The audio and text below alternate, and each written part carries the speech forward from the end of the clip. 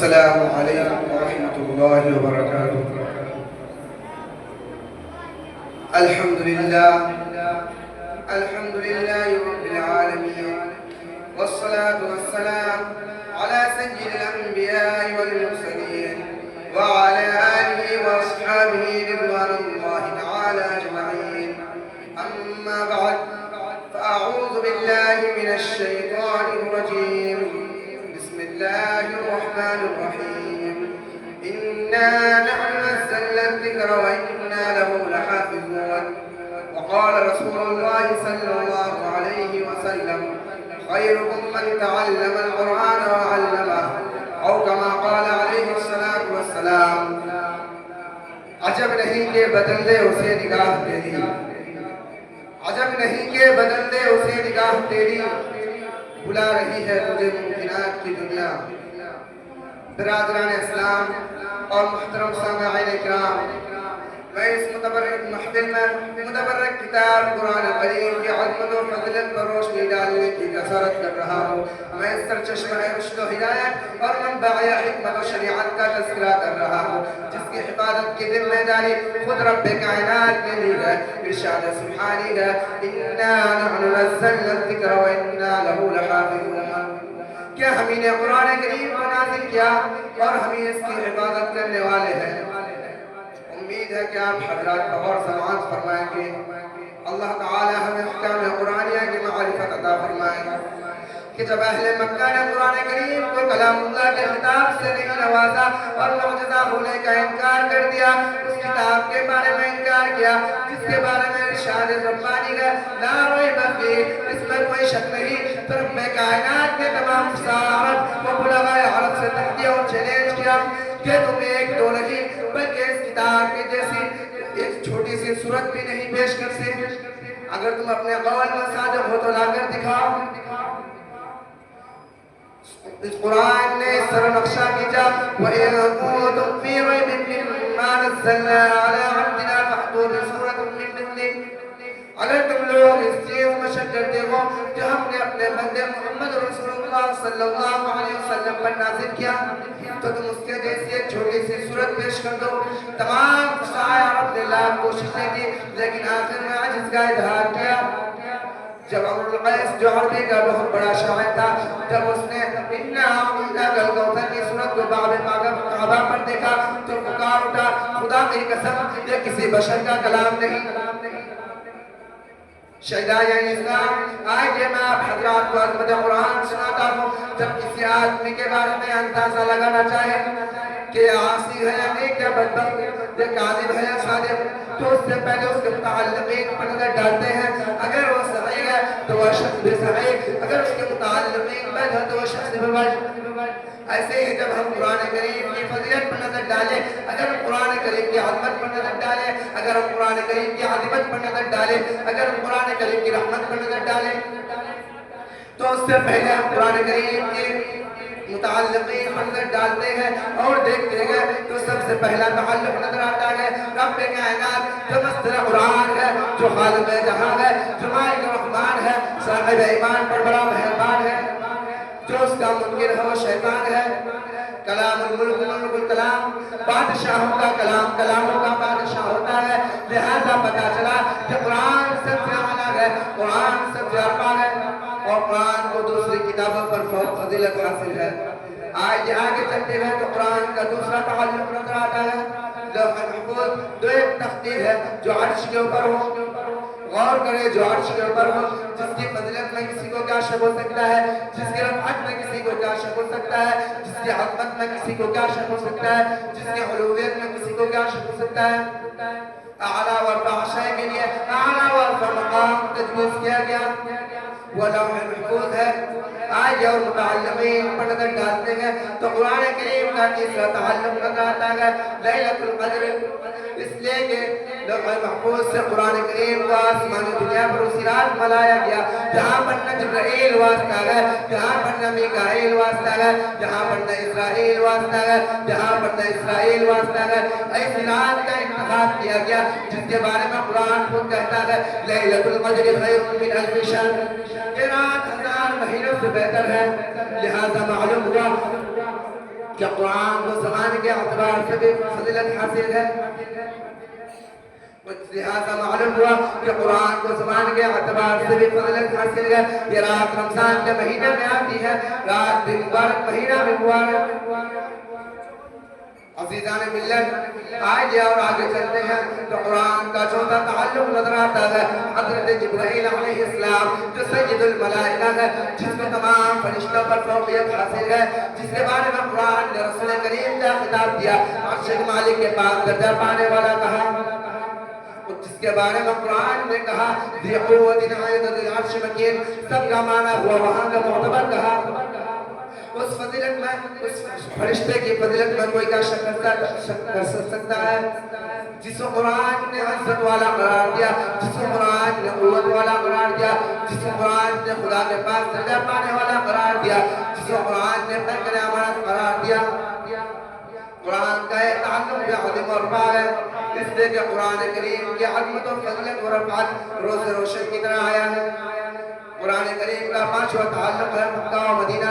یہ زمین کا وہ حصہ ہے جہاں سے زمین کی ابتدا ہوئی. یہ زمین تمام زمینوں سے زیادہ فضیلت رکھتی ہے. جس جگہ جنگ و جدال کرنا حرام ہے، یہ جگہ دارالامن ہے. قرآن کا چھٹا تعلق قلب ماہ رسالت و قلب جس کو آب زمزم سے چار مرتبہ دھویا گیا.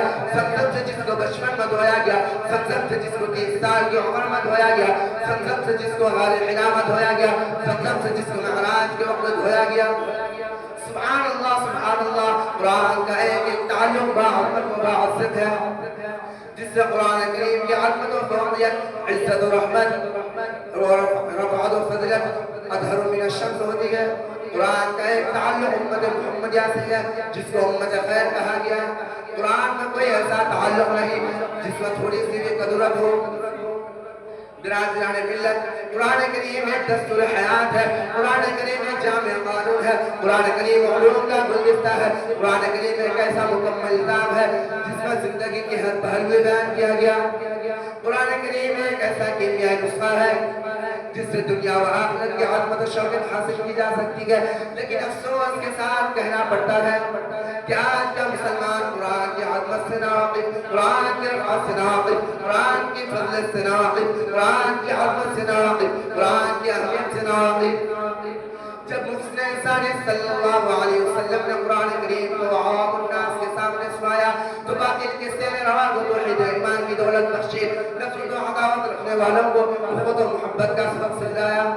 پتھر کا کلیجہ رکھنے والا عمر نے جب قرآن کو سنا اور پڑھا تو دست رسول اللہ صلی اللہ علیہ وسلم پر ایمان قبول کیا. عمر قاتل ہونے جا رہے تھے لیکن قائل ہو کر واپس آئے. برادران مکرم، تاریخ کے اوراق شاہد ہے کہ داستان عرب اختلافات و تنازعات، نفرت و عداوت، جہالت و گمراہی کی دلدل میں پھنسی ہوئی تھی. لیکن جب انہوں نے قرآن کریم کو اپنا دستور زندگی بنا لیا تو اختلافات کی جگہ اتحاد و اتفاق آ گیا، تنازعات کی جگہ اخوت و شرافت آ گئی، نفرت و عداوت کی جگہ محبت و صداقت آ گئی، جہالت و گمراہی کی جگہ توحید و ایمان کی ایک ایسی تقویٰ پیش کی گئی کہ مورخین اس کو لکھنے اور بیان کرنے سے قاصر ہے. اس لیے کہ قرآن کریم نجات رحمت ہے عاصیوں کے لیے، قرآن کریم قیام رحمت شکستہ دلوں کے لیے، قرآن کریم ناصح و خیر گمراہوں کے لیے، قرآن کریم قوت و وحدت اہل عمل کے لیے، قرآن کریم منر ہے نور ہے تعریف پسندوں کے لیے. قرآن کریم قوت و محبت ہے نفرت و عداوت رکھنے والوں کے لیے. عزیزان گرامی، آج کے مسلمانوں کے لیے پریشانی و مسائل، جہالت و گمراہی، ذلت و زوال کا سبب یہ ہے کہ مسلمانوں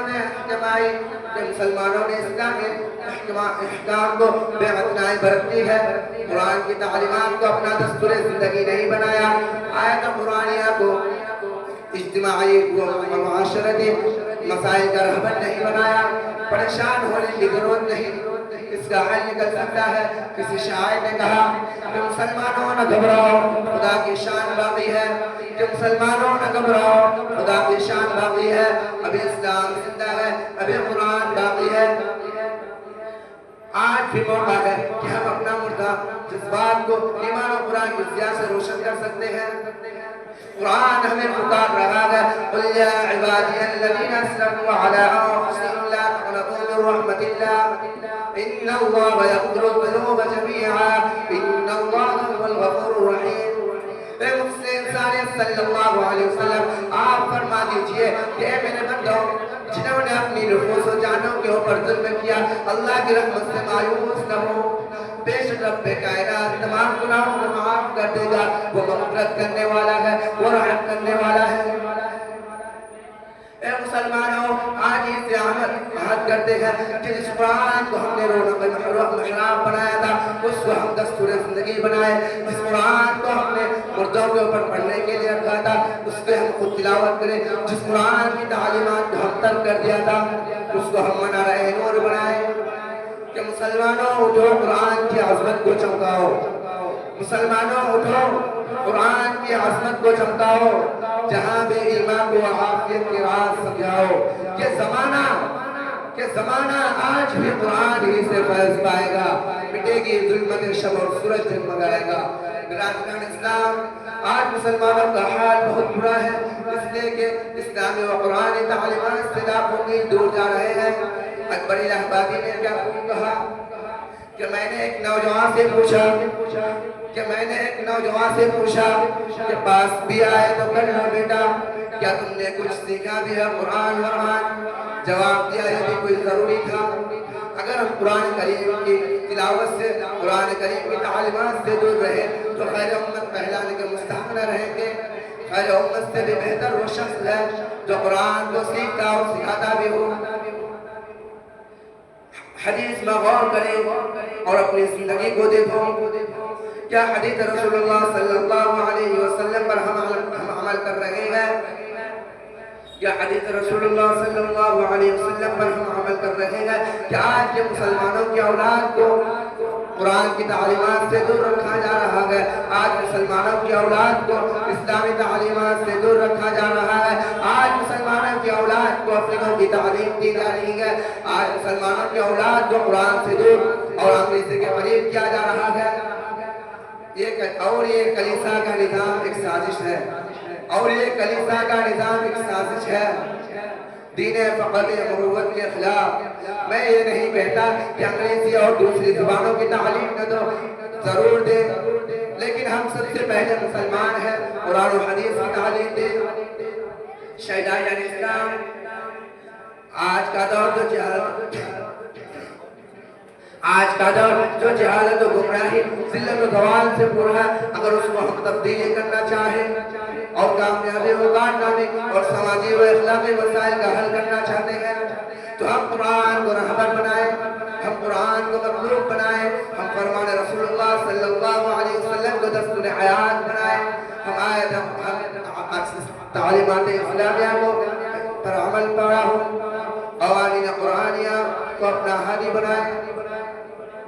اب شعور میں گلفان بدلنا ہوگا, جس میں گردش نہ ہو جام بدلنا ہوگا.